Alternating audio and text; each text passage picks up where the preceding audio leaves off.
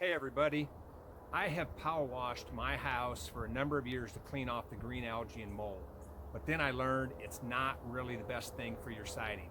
There is a better way, but here's some of the issues with power washing.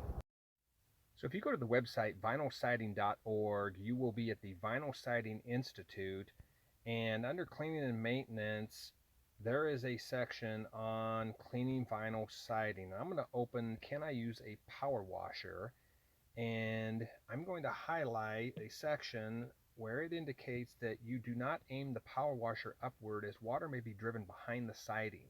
And then it also indicates some manufacturers don't want pressure washers used on their products at all.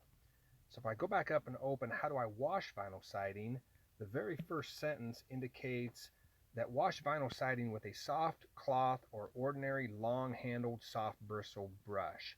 So I used to power wash vinyl siding, but I do not do that any longer. I now use the siding brush. Check this out.